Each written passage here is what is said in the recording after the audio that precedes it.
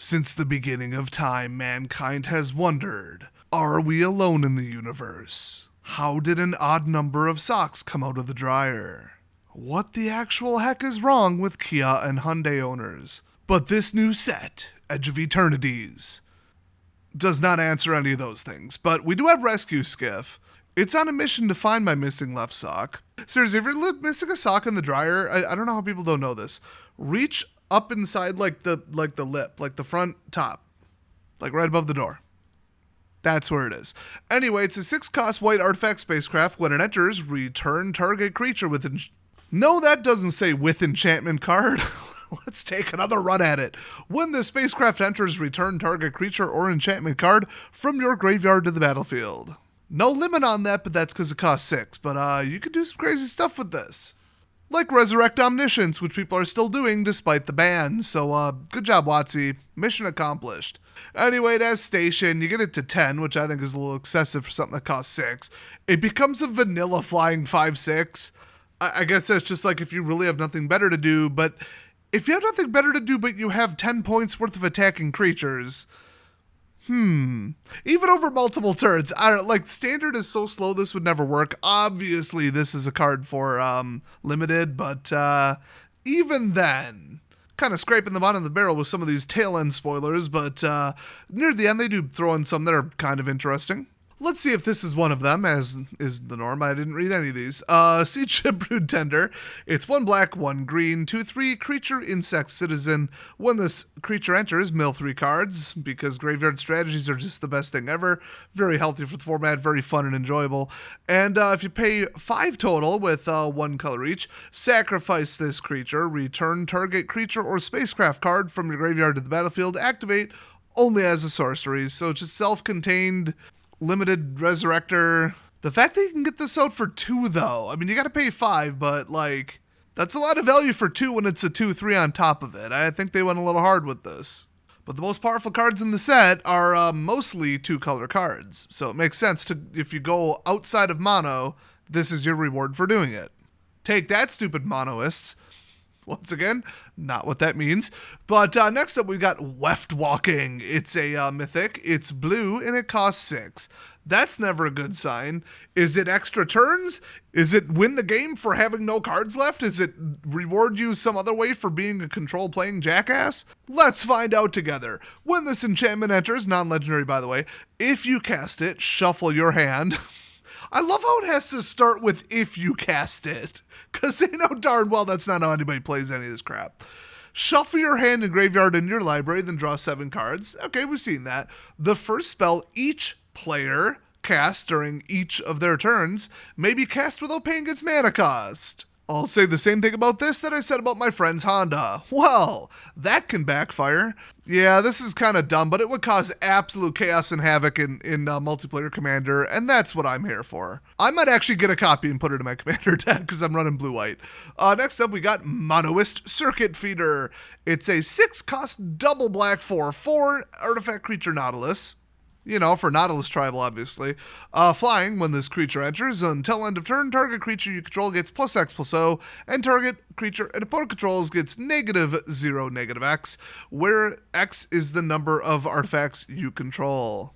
So, it's just a flying artifact nuke thing. Alright. Next up, we've got Menon? What would be missing there? What vowel you think? And how do you pronounce it slang? And how did they consider that shortening it was easier? I have all the questions. Well, Memnon, the sea anemone, and also jellyfish, is the right hand of something somewhere. And it's 5-cost double blue, 3/4, legendary creature. Flying, you may look at the top card of your library at any time. You may cast artifact spells from the top of your library. Well, for 5, sure, why not? Artifacts you control have tap and add 1 blue, but you can only spend it on a spell from anywhere other than your hand. But not an ability, not like any kind of other payment, just a spell that is cast from somewhere other than your hand. So, graveyard or exile. So it's like a Warp Assist, but it costs 5, and it's not even that good, and it's like Artifact Enabler, kind of all over the place. I mean, might kind of work in Limited, I don't know.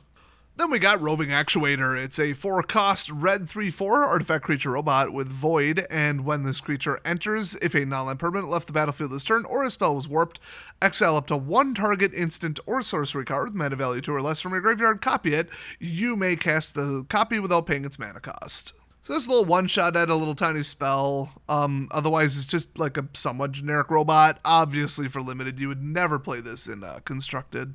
They do keep the filler stuff for the end, as I said. But next up, we got this one, which is kind of interesting. Reroute Systems.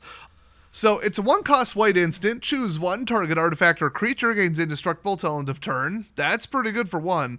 Or it deals 2 damage to target tapped creature. So not like a full exile attacking creature, but still good.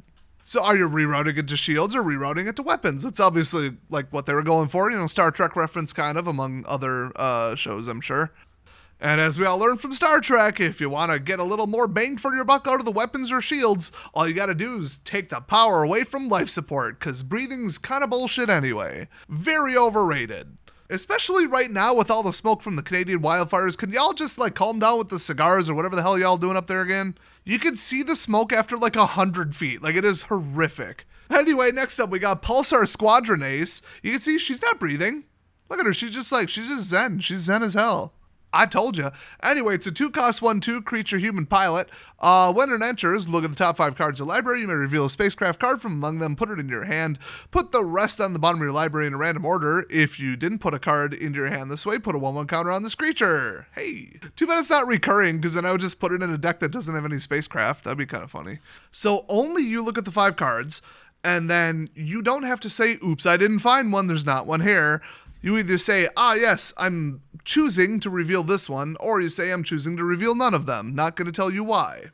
Maybe there isn't one. Maybe I just want a counter on her. Little tip for you there. Next up, we got Sunstar Chaplain. What is going on with that artwork? Did they do that face in post? That just looks weird. His head's too big for his body and his arms are too short. So what is going on there? Anyway, 2-cost, white 3/2, creature human cleric. At the beginning of your end step, if you control 2 or more tapped creatures, put a 1/1 counter on target creature you control, and then pay 2. Remove a 1/1 counter from a creature you control, tap target artifact or creature. Oh, you can get a lot of mileage out of that. I could see why they made that a rare. You would just win a draft with that. That's like Coeral on steroids. By the way, I tried to check if Valera Lutfolina is one of the 2 or 3 black artists that they've ever hired. Couldn't find a picture of her, but there is an ongoing meme, totally unrelated to this card, that WotC is unable to draw black people because they're unable to hire black people, even as contractors, even as artists.